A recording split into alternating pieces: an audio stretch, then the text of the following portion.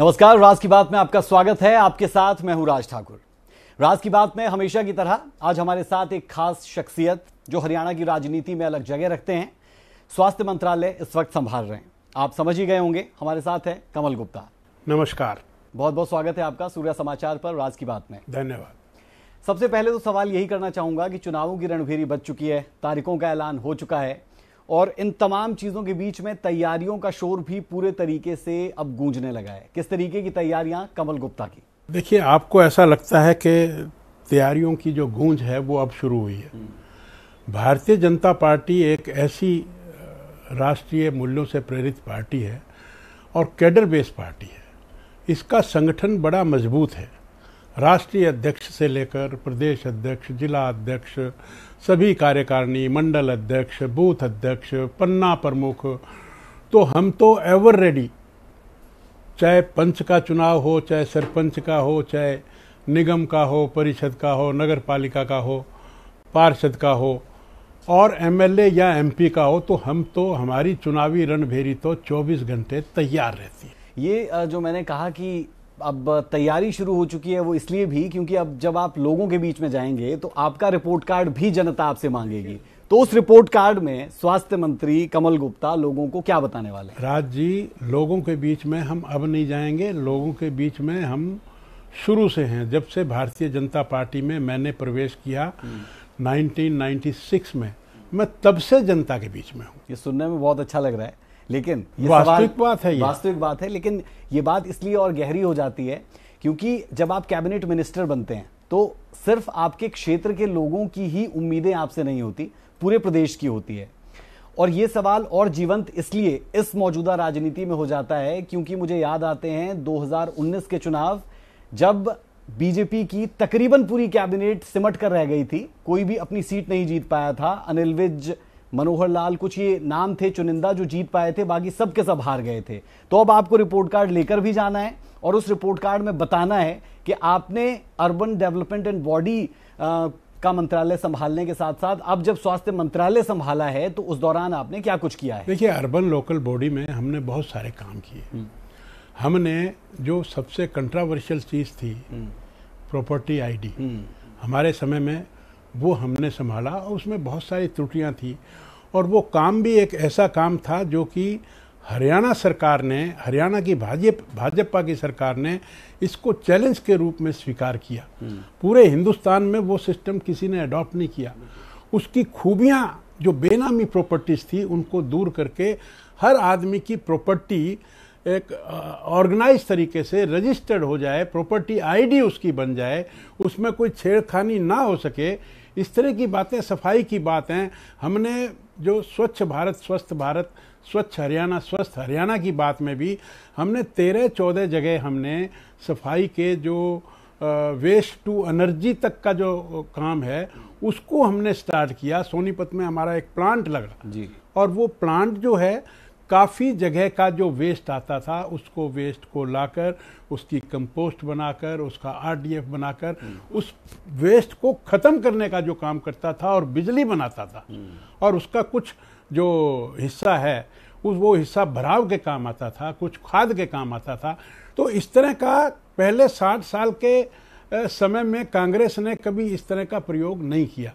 हमारी सड़कें देखो, निगम की सड़कें देखो, और निगम में हमने अभियान लिया, हमने फुहारे लगवाने का अभियान किया, हमने पूरे हरियाणा में तिरंगा लाइट लगवाने की बात की, हमने पार्किंग की मार्किंग की बात की। हमने कहा कि जितनी सड़कें हैं उस पे बाउंड्री लाइन लगे उसकी, जो और जहाँ पर भी जो पार्क गाड़ी होती हैं, आप आकर देखेंगे काफ़ी जगह, हिसार में मैं आपको दिखाऊं तो पार्किंग की मार्किंग और रोड्स की जो हमने मार्किंग की, उस मार्किंग से ही काफ़ी एक लोगों में टेस्ट क्रिएट हुआ और वो लोग उस बाउंड्री लाइन से बाहर गाड़ी खड़ी करने लगे। बिल्कुल। तो हमने बहुत इस तरह की जो, और रही बात हेल्थ की, इसमें मुझे केवल 3-4 महीने पहले ही मुझे ये दायित्व मिला, तो उसमें भी हमने जो हॉस्पिटल्स हैं उनको, उनकी साइनेज, जैसे हमने कहा कि सब जगह साइनेज करो, सफाई करो, इस तरह से हमने पोस्टिंग को भी थोड़ा सा रैशनलाइज करके, हालांकि हमारे पास डॉक्टर कम थे, पर कम को भी ठीक से पोस्ट करके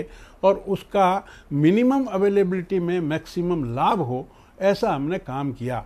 एविएशन में हमने बहुत काम किया, उसको एयरपोर्ट को डेवलप किया। एयरपोर्ट धीरे धीरे मैं उस पर भी आता हूँ। बिल्कुल, पहले स्वास्थ्य मंत्रालय पर बात कर लेता हूँ क्योंकि ज्यादा वक्त आपको नहीं मिला, उसमें आचार संहिता लग गई, अब फिर से आचार संहिता लग गई, लोकसभा के चुनाव थे। लेकिन ये महकमा मुझे ऐसा लगता है कि आपके दिल के करीब का है, क्योंकि आप खुद भी MBBS डॉक्टर हैं, तो लाजमी तौर पर उन लोगों की समस्याओं को भी ज्यादा समझते हैं जो इस फील्ड के हैं। जब आप हॉस्पिटल्स में जाते हैं तो किस दृष्टि से आप उन्हें देखते हैं, क्योंकि मंत्री तो आप है और पहले हम देखते थे अनिल विज बहुत एक्टिव रहते थे इस मंत्रालय को लेकर भी, लेकिन कहीं ना कहीं जो वास्तविक तौर पर आपने काम किया MBBS डॉक्टर रहते हुए, क्योंकि आप खुद रहे, तो उस अनुभव को आपने यहाँ पर कैसे उकेरने की कोशिश? नहीं, उसका अनुभव का फर्क पड़ता है, लेकिन बहुत ज्यादा फर्क नहीं पड़ता, क्योंकि ये जो मिनिस्ट्री है ये एडमिनिस्ट्रेटिव काम ज्यादा देखती है, जो कि जहाँ तक मेडिकल नॉलेज का सवाल है, बीमारियों का सवाल है, ये तो जो पढ़ाई में होती हैं वो होती हैं। प्रश्न एडमिनिस्ट्रेटिव प्रश्न है कि किस तरह से जो डॉक्टर्स बैठे हैं, जो हॉस्पिटल्स बने हैं, इंफ्रास्ट्रक्चर है, उसको इम्प्रूव करके मल्टीफोल्ड एक्शन जो है वो हम बेटर कर सकें। जो डॉक्टर हेल्थ मिनिस्टर का काम सिर्फ ट्रीटमेंट पार्ट देखने का नहीं, बिल्कुल बिल्कुल सब कुछ देखना है। हाँ, हेल्थ मिनिस्टर, जैसे मैं अभी ट्रामा सेंटर रोहतक में गया जी, तो मैंने औचक निरीक्षण किया, तो मैंने जाते ही मैंने कहा कि ट्रॉली लेकर आओ, तो ट्रॉली लाने में 6 मिनट लग गए, जो कि ज्यादा समय था। तो मैंने वही वाइस चांसलर को, डायरेक्टर को, मेडिकल सुप्रिंटेंडेंट सबको बुलाया, मैंने कहा भी 6 मिनट क्यों लगे, अगर कोई इमरजेंसी केस आएगा, इमरजेंसी हो। मैंने कहा कि ये एक बड़ी फंडामेंटल बात है। तो इस तरह से मैं वार्ड में भी गया, वार्ड में भी मैंने देखा, सफाई भी देखी और उनके रजिस्टर्स भी देखे, तो एक मैसेज जाता है सभी वाइस चांसलर को, डायरेक्टर को, सबको, पूरे स्टाफ को, पूरे मेडिकल PGI को एक मैसेज गया कि हेल्थ मिनिस्टर आया और उसने पहला एक्शन क्या किया कि उसने ट्रॉली, कोच जो स्ट्रेचर है उसको मंगवाया, और फिर मैंने जब कोच को देखा तो उसकी हालत भी खराब थी। तो इस तरह के काम जो होते हैं वो एक ट्रीटमेंट अलग पार्ट होता है, लेकिन ट्रीटमेंट को हम कैसे ऑर्गेनाइज करते हैं वो एक अलग काम होता है। तो इस बारे में हमने ये कहा, देखो साइनेस की बात है, अब कोई पेशेंट हॉस्पिटल में आया, अब उसको यूं ही ना पता लगे कि मेडिकल OPD कौन सी है, कहाँ जाना है। अब आपने अगर मेडिकल OPD का साइनेज लगा दिया तो आपने मतलब बहुत सारी प्रॉब्लम्स को वो किससे पूछेगा, क्या करेगा, बड़ी छोटी सी बात। It is a very simple thing, but it is administrative, it has nothing to do with treatment. But ये जो इस तरह की चीजें हैं कि साइनेज होनी चाहिए, डॉक्टर की नेम प्लेट होनी चाहिए, गाउन पहना होना चाहिए, ऐसे बहुत सारी जो एडमिनिस्ट्रेटिव चीजें हैं, उनकी पोस्टिंग की बात है। हमने कहा कि जो चीज, अब समय आपने भी माना कि हमें कम मिला, हमने कहा PGI में कि PGI is the prestigious institution of the Haryana state, बिल्कुल, और जो काम ऑल इंडिया इंस्टीट्यूट में होता है और वो अगर यहाँ नहीं होता तो ये अच्छी बात नहीं है। ऐसा कोई काम नहीं होना चाहिए जो वहाँ होता हो और यहाँ ना होता हो।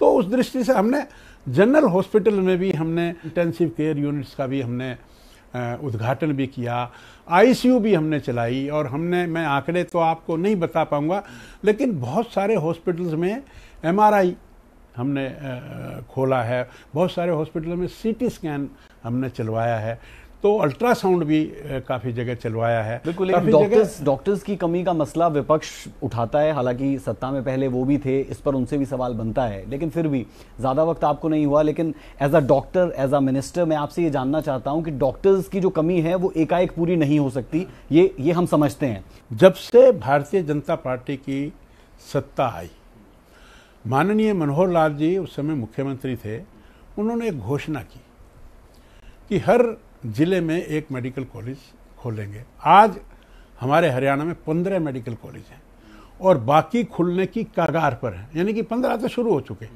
ठीक है ना। लेकिन अब देखिए, सवाल ये है कि आप कहेंगे कि जी आपने डॉक्टरों की कमी पूरी नहीं की। अब कोई मेडिकल कॉलेज खुलता है, उसको जमीन लेने में साल लग गया, 2 साल लग गया, फिर वो उसको कंस्ट्रक्ट किया, फिर उसमें टाइम लग गया, फिर उसमें हमने लोगों को एडमिट करना शुरू किया, बच्चों को, तो बच्चों के 5 साढ़े 5 साल तो MBBS का कोर्स है और फिर 3 साल PG का कोर्स है।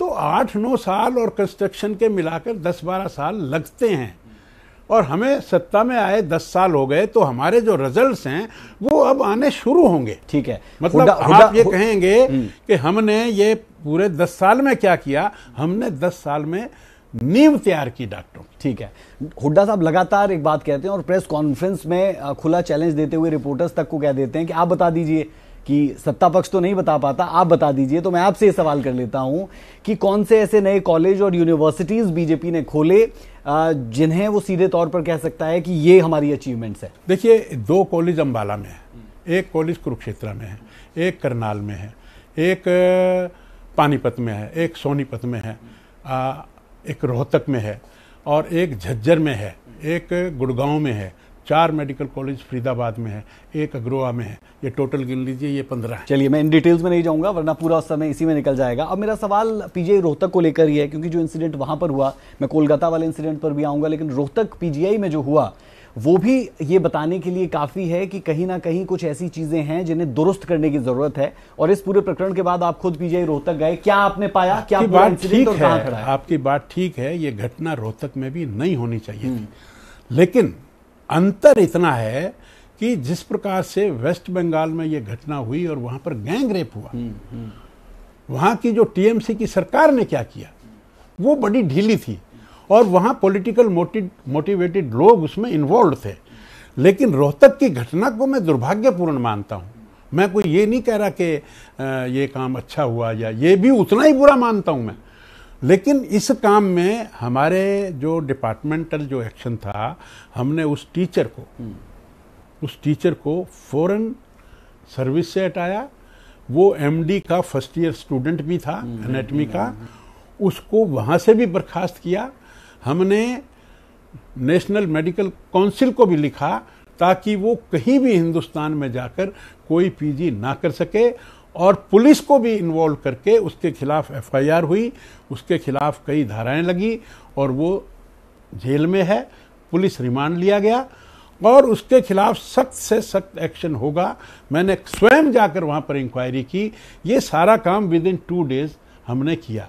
अब कोई घटना हुई, दुर्घटना हुई, गंदी घटना हुई, लेकिन सरकार के नाते, सरकार में होने के नाते हमने डिपार्टमेंटल और जो पुलिस का जो क्रिमिनल एक्शन था वो भी हमने फुल स्विंग में लिया, फुल स्विंग में। ठीक है, और मैंने एक कमेटी को भी मैं मार्क करके आया कि एक सेक्सुअल हैरेसमेंट एक कमेटी होती है, उसको भी ये केस जब पुलिस को बयान दे देता है कोई, तो उस बयान के आधार पर सेक्सुअल हैरेसमेंट का केस भी उसमें चलेगा, उसको भी मैंने रजिस्टर करने की बात करी। ठीक है, मैं कोलकाता के इंसिडेंट पर आ रहा हूं, और उस पर इसलिए आ रहा हूं क्योंकि बहुत बड़ा मसला है, और लगातार मांग ये भी हो रही है कि सेंट्रल प्रोटेक्शन एक्ट को जो है वो मंजूरी दी जाए, उसे लाया जाए। सड़कों पर डॉक्टर्स उतर रहे हैं, लगातार धरने प्रदर्शन हो रहे हैं, लोग इससे परेशान हो रहे हैं, लेकिन मसला इससे बड़ा है। डॉक्टरों की सुरक्षा क्यों इतनी नहीं हो पा रही कि डॉक्टर्स खुद को सुरक्षित महसूस कर पाएं? When emotions bank up, reasoning is the first casualty. अब जो आपने कहा सुरक्षा, अब इतने डॉक्टर्स हैं, इतना सब कुछ है, तो और ये इस तरह की घटनाएं पॉलिटिशियंस के साथ भी होती हैं, जजेस के साथ भी होती हैं, पुलिस के साथ भी होती हैं। तो एक नियम बना कि जैसे ही डॉक्टर के हॉस्पिटल में कोई इस तरह की बात होती है तो पुलिस जो है, पुलिस को इन्फॉर्म करते ही police within no time वो वहां पहुंचती है। ठीक है ना जी? बिल्कुल, बिल्कुल। तो इस तरह से जो जहां तक उनका एजिटेशन का सवाल है, दे आर राइट। क्योंकि वेस्ट बंगाल की पुलिस ने इस केस में कुछ नहीं किया, तो जब जनता के सामने इस तरह का रोष आता है, अब पहले भी कई चीजें ऐसी हुई हैं जिसमें जनता ने रोष प्रकट किया है, मैं उनके साथ हूं। इस तरह का कांड नहीं होना चाहिए था, और हो गया तो उसका एक्शन तुरंत लेना चाहिए था, तुरंत उन सबको गिरफ्तार करना चाहिए था। लेकिन बहुत सी चीजें इस केस में नहीं हो पाई। उसे आप अपने अनुभव के आधार पर कैसे देखते हैं? क्योंकि खुद डॉक्टर आप करता हूं, और मैं प्रार्थना करता हूं बीएमसी की वहां महिला मुख्यमंत्री हैं, उनसे मैं प्रार्थना करता हूं, उनसे अपील करता हूं कि लॉ एंड ऑर्डर जो है वो स्टेट की पुलिस का काम है, उसे तुरंत एक्शन में आकर और एक प्रभावी कदम उठाने चाहिए। बिल्कुल, क्योंकि धरती का भगवान भी डॉक्टर को कहा जाता है और डॉक्टर के भरोसे ही इतने लोग पहुंचते हैं अस्पताल और उनसे इलाज करवाया जाता है। लेकिन जब जब ऐसी घटना होती है तो उसकी निंदा जरूर कर दी जाती है। निर्भया कांड भी हमें याद आता है। हाँ, उस दौरान भी लोग सड़कों पर आए, लेकिन कहीं ना कहीं एग्जाम्पल सेट नहीं हो पा रहा। और निंदा करता हूँ और मैं इसका डॉक्टर जो एजिटेशन कर रहे हैं उनका दर्द भी मैं समझता हूँ और वो ठीक है बेचारे। कानून को और कैसे मजबूत किया जाए, इसमें आपकी इसमें राय, ओपिनियन क्या? नहीं, कानून तो जो दृढ़ निश्चयी सरकार होनी चाहिए। सरकार को उसमें अगर किसी प्रभावी आदमी का रोल है तो उसको इग्नोर करके और जो भी जस्टिस है वो देना चाहिए। चलिए, अब आपकी मैं पॉलिटिकल जर्नी पर आना चाहूंगा कि 2014 और 2019 तो शानदार रहा और शुरू में भी मैंने आपसे ये सवाल किया कि 2024 यानी अब के विधानसभा चुनाव मुश्किल होने वाले हैं और ये मुश्किल इसलिए और बढ़ जाती है क्योंकि जिंदल परिवार भी अब बीजेपी में है और वहां पर उनकी सक्रियता भी बढ़ी हुई है। तो उस लिहाज से हिसार से खुद के लिए टिकट देख रहे हैं, हिसार से किसी और को टिकट मिल सकती है, अगर हिसार से नहीं मिलती, अगर मगर की बात है, लेकिन राजनीति खेल ही इसका, तो और कहां से आप चुनाव लड़ सकते हैं? मैं समझता हूं कि ये इस प्रश्न में जो मुख्य प्रश्न है, मुख्य प्रश्न मेरा या किसी और का नहीं है। मुख्य प्रश्न ये है कि कमल का फूल वहां से जीतना चाहिए और मैं ये दावे के साथ कह सकता हूं कि कमल का फूल हिसार से तीसरी दफा जीतेगा, इसमें कोई संदेह नहीं है। ठीक है, तो आप टाल भी गए इस सवाल को बड़ी नहीं, मैंने आपको चतुराई से। भारतीय जनता पार्टी लेकिन हमारे लिए व्यक्ति महत्व नहीं रखता है। ठीक है, पार्टी महत्व रखती है, पार्टी की विचारधारा महत्व रखती है। ठीक है, तो आप इन चुनावों को 19 के चुनावों से कैसे अलग देख रहे हैं? क्योंकि मैं कम से कम ऐसे अलग देखता हूं कि एंटी इनकम्बेंसी 10 साल के बाद ज्यादा हो जाती है। स्वाभाविक है। 40 सीटें पिछली मर्तबा थी, इस बार वो ग्राफ बढ़ जाए, ऐसा क्या आपने किया है और क्यों आपको लगता है? देखिए, ये जो अनेक प्रकार की हमारी उपलब्धियां हैं, चाहे वो बेटी बचाओ बेटी पढ़ाओ हो, चाहे स्वच्छता की बात हो, चाहे ओपन डिफिकेशन को हमने बंद किया हो, चाहे सड़कें बनवाई हों, चाहे इंफ्रास्ट्रक्चर, फ्लाईओवर्स, अंडरपास बनवाए हों, चाहे वाटर वर्क्स बनवाया हो, चाहे स्काडा का हमने वाटर वर्क्स बनवाया, एसटीपी बनवाया, सड़कें, गलियां, और जो लोगों को सहूलियत देने, गैस का सिलेंडर है वो 500 रुपये में जो गरीब लोगों को हम दे रहे हैं। हमने लोगों को, किसानों को 6000 रुपये की जो सम्मान राशि दी है, फसल जो खराब हो जाती है उसका मुआवजा भी जितना पिछली सरकारों ने दिया पूरे 50 साल में उतना हमने इन 10 सालों में उससे कहीं अधिक दिया है। तो ऐसे बहुत सारे काम हैं। हमने हैप्पी कार्ड भी हमने दिया है, हमने प्रधानमंत्री आवास योजना, ग्रामीण आवास योजना, शहरी आवास योजना, सब में हमने काम किया है और हमारी नीयत साफ है। और भारतवर्ष का पूरे देश में, पूरे विश्व में, चाहे वो भगवान राम का मंदिर हो, चाहे वो धारा 370 की बात हो, चाहे वो रशिया और यूक्रेन के युद्ध में भारतीयों को वापस लाने की बात हो, चाहे वो अभिनंदन को पाकिस्तान ने बड़े सम्मानपूर्वक वापस करने की बात हो, तो ऐसे बहुत सारी चीजें हैं। बिल्कुल, जिसमें मुझे लगता है कि और आपके पास बहुत लंबी लंबी ऐसी फहरिस्त होगी जो आप बताते रहेंगे। मैं जो वास्तविक बात कर रहा हूं, वास्तविक बात है, मैं इसमें जोड़ देता हूं। लोकसभा चुनाव में भी ये सारी उपलब्धियां थी, लेकिन आंकड़ा 10 से 5 पर आ गया।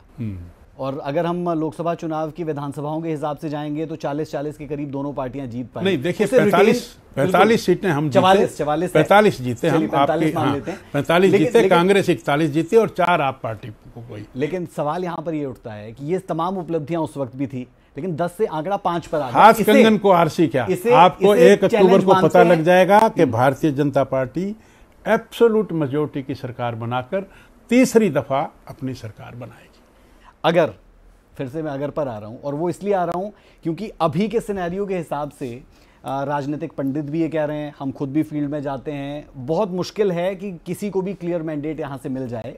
और अगर ऐसा नहीं होता कि क्लियर मैंडेट किसी को मिलता है, जैसा आपने कहा कि हम पूर्ण बहुमत के साथ आ रहे हैं, तो आप किस दल के साथ एक मर्तबा फिर गठबंधन कर सकते हैं? देखिए, ये मैं समझता हूं, क्या जेजेपी के साथ जा सकते हैं आप? ये मैं समझता हूं कि ये हाइपोथेटिकल प्रश्न है और अब आपने जेजेपी का नाम लिया, जेजेपी की एक भी सीट नहीं आने वाली। तो सर, आप ही के गठबंधन में थे, 4.5 साल तक सत्ता की मलाई चाट रहे थे। जैसी करनी वैसी भरनी। ऐसा क्या गलत कर दिया उन्होंने और क्या सही कर दिया आपने? ये जनता देख कर जनता बता देगी आपको। लेकिन जनता तो ये भी उन्हें कह रही है कि आप सत्ता की मलाई चाट रहे थे 4.5 साल तक, इसलिए हम आपको अब जरा थोड़ा दूर ही रखने वाले हैं। देखिए, the government is of the people, for the people and bye the people. अब जनता ने हमें एब्सोल्यूट मेजॉरिटी नहीं दी, हमें 40 सीटें दी। तो ये भी जनता का ही फैसला था कि गठबंधन की सरकार बनाइए। अगर हम सरकार नहीं बनाते तो क्योंकि हम एक लार्जेस्ट पार्टी थे तो ना बनाने का दोष भी हम पर आता। तो हमने एक गठबंधन की सरकार बनाई और उसको हमने चलाया। और गठबंधन की सरकार में जो एब्सोल्यूट सरकार जो होती है, एब्सोल्यूट मेजॉरिटी की सरकार, दोनों के कॉन्फिडेंस में अंतर होता है। But this has been given by the people of the state. बिल्कुल, और वो आपने अच्छा किया, मैं उस पर तो सवाल तो इसलिए मैं सवाल सर, मेरा सवाल सुन, क्योंकि जो सिनेरियो नजर आ रहा है उसमें जेजेपी लगातार बीजेपी पर हमलावर है और बीजेपी के नेता भी कोई कोर कसर नहीं छोड़ रहे जेजेपी को लपेटने में। मुझे समझ में नहीं आता कि जेजेपी के 4 लोग तो हमारे पास आ गए, 3 लोग चले गए शायद कांग्रेस में। तो अब बीजेपी जो है वो एक भी सीट तो मुझे समझाइए कि कहीं से जीतेगी वो। तो चलिए मैं इसको दूसरे तरीके से पोर्ट्रे करता हूं। तो इसलिए मैं दूसरे तरीके से पोर्ट्रे करता हूं। आपने जो कहा कि उनसे गठबंधन करेंगे क्या, अब जो ना 3 में ना 13 में, उससे गठबंधन का प्रश्न तो आपका मैं समझता हूं। सर ये सवाल तो हर कोई उस वक्त भी कह रहा था जब वो 6 महीने की नई नवेली पार्टी आई, उस वक्त भी ये सेम जवाब थे। यमुना पार का नारा भी हमें याद आता है। लेकिन चुनाव इसीलिए कहते हैं कि अनिश्चितताओं का खेल है, कुछ भी हो सकता है। इसीलिए मैं कह रहा हूं आप INLD को ले लें उसमें। इसीलिए मैं कह रहा हूं कि आप इसको लोकसभा से कंपेयर मत करिए। चलिए नहीं करते, तो मैं इसे दूसरे तरीके से लेता हूं कि बीजेपी के लिए कहा जाता है जो भी बीजेपी के साथ गठबंधन में गया उसकी अपनी सीटें अगले चुनावों में ना के बराबर आती है, जिसका जिक्र आप भी कर रहे हैं। इसमें कोई सच्चाई मानते हैं? हम ऐसा मोर और लेस तो ठीक ही लगता है। ठीक है, तो सर आगे बढ़ते हैं थोड़ा सा और जानने की कोशिश ये करते हैं कि क्योंकि आपने एक लंबी फहरिस्त बताई कामों की, कांग्रेस पार्टी कुछ मसलों को लेकर लगातार पॉइंट आउट करती है। सबसे पहला मसला OPS का, दूसरा मसला अग्निवीर का, PPP को लेकर घेर देती है, महंगाई को लेकर लगातार सवाल उठाती है। ये उनकी कमान के वो तीर है जिससे वो सत्ता के शिखर पर काबिज होना चाहते हैं, 10 साल के सूखे को मिटाना चाहते हैं। फॉल्स है, उन्होंने अग्निवीर का भी बड़ा गलत प्रोपेगेंडा किया हुआ है। हमने देखिए ना, हमने जैसे BSc होती है, BA होती है, BCom होती है, तो ऐसे ही अग्निवीर हमने लिए और लेने के बाद उनको एक डेफिनेट स्टाइपेंड भी दिया। और स्टाइपेंड देने के बाद हमने उनको ये भी कहा कि आपका 25% जो है वो फौज में निश्चित है। और हरियाणा सरकार ने तो ये कहा, क्योंकि हरियाणा सरकार में भी बहुत तरह के काम होते हैं और हमें पढ़े लिखे यानी कि उस विषय में निपुण आदमी हमें मिलेगा, तो हरियाणा सरकार ने कहा कि हम तो 100% उनको एब्जॉर्ब कर लेंगे। अब जो एक ट्रेनिंग पीरियड होता है, उस ट्रेनिंग पीरियड में हमने एक स्टाइपेंड भी दिया और एक को तैयार किया। और बाहर के देशों में तो मैंडेटरी होता है सबके लिए कि कोई 18 साल का हो गया तो 18 से 20 साल तक उसको फौज में जाना ही पड़ेगा। यूरोपियन कंट्रीज में ज्यादा है जी। तो ये उस तरह का काम था और ये बड़ा अच्छा काम था। अब उनका क्या, उन्होंने तो ये कहा कि इन्होंने तो 400 पार का नारा दे दिया और 400 पार का नारा दे दिया तो ये तो संविधान को खत्म करेंगे। तो बरगला दिया उन्होंने कांग्रेस वालों ने। तो आप ये मान रहे हैं उनकी 2-4 सीटें आ गई। ठीक है, तो आप ये मान रहे हैं कि आप लोग समझा नहीं पाए जनता को और अब आपने ऐसा क्या कर दिया है कि जनता समझ गई है? क्योंकि कुछ कोटा हरियाणा में भी दिया गया है। अभी अगर देखें अग्निवीरों के लिए 10% को आरक्षित किया गया है, तो वो बेटर स्टेप है। लेकिन काट की अंडी बार बार नहीं चढ़ती है।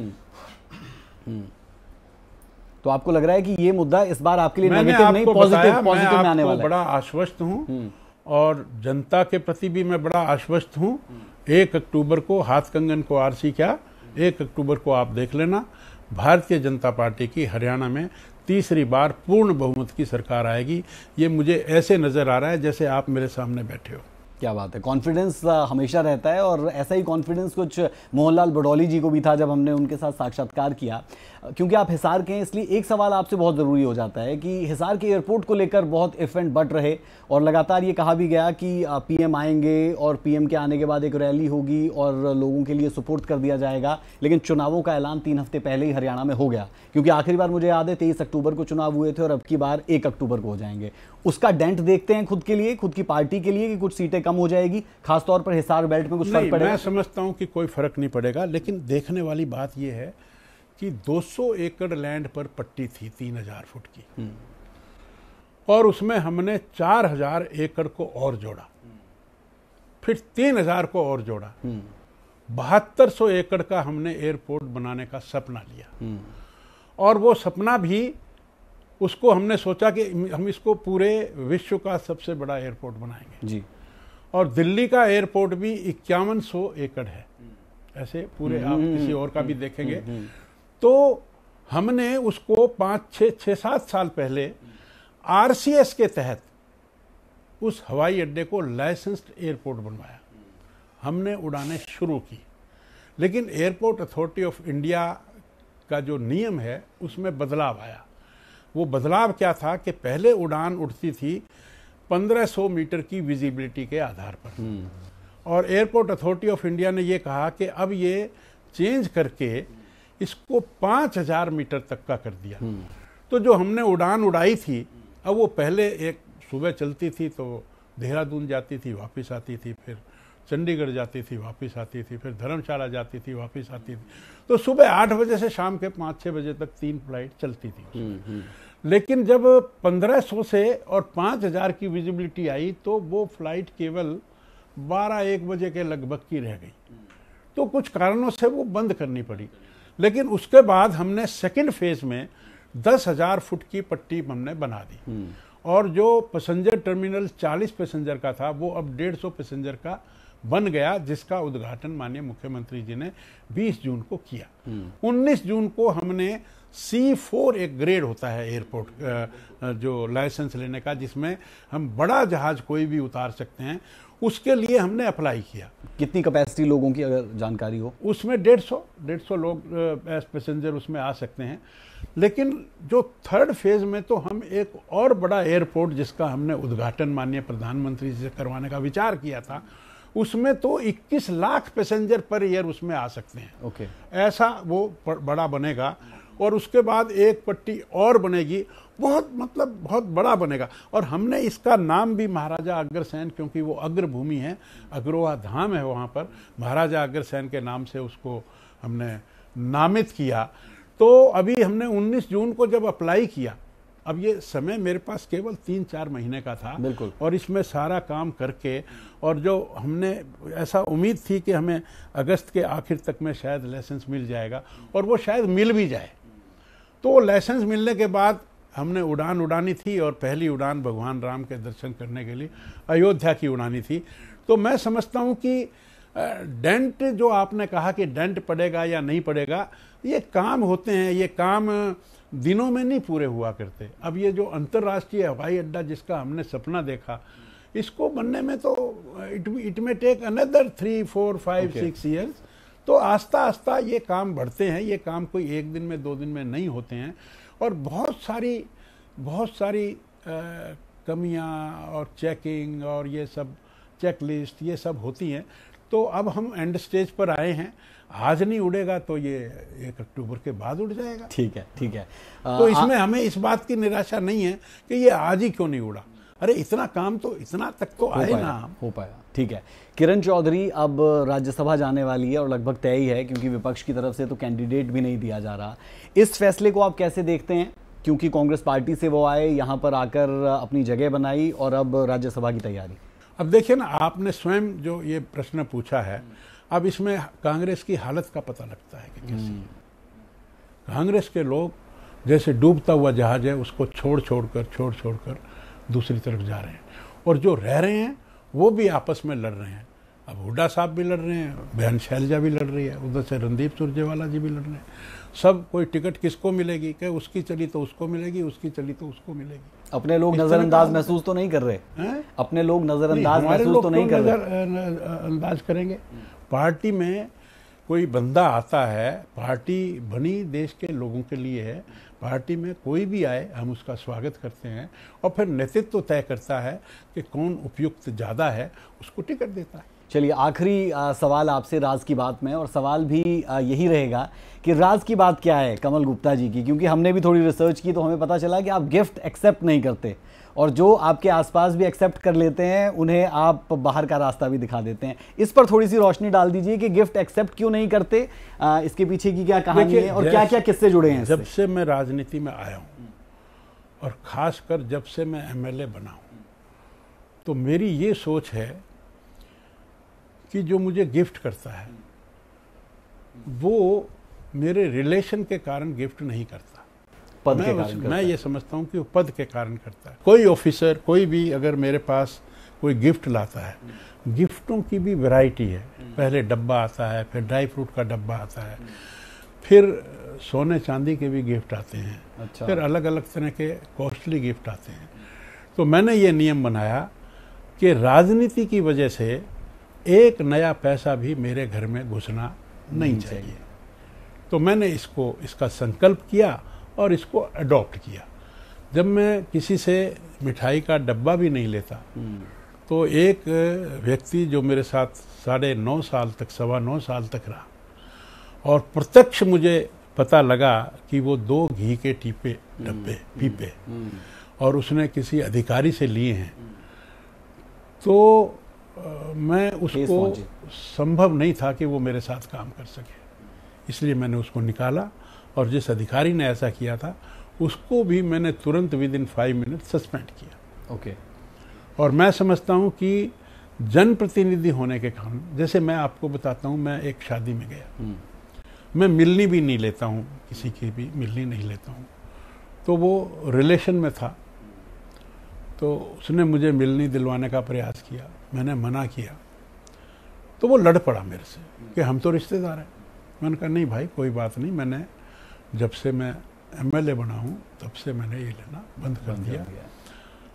तो वो जब ज़्यादा फ्यूरियस हुआ तो मैंने कहा भाई तूने अपने बड़े बेटे के ब्याह में तो मेरे को बुलाया ही नहीं था। अच्छा ठीक है। तो अब इसका मतलब चाहे रिश्तेदारी थी लेकिन आप पर फिर भी वो मिलनी तो मुझे वो विधायक बनने के बाद मिली।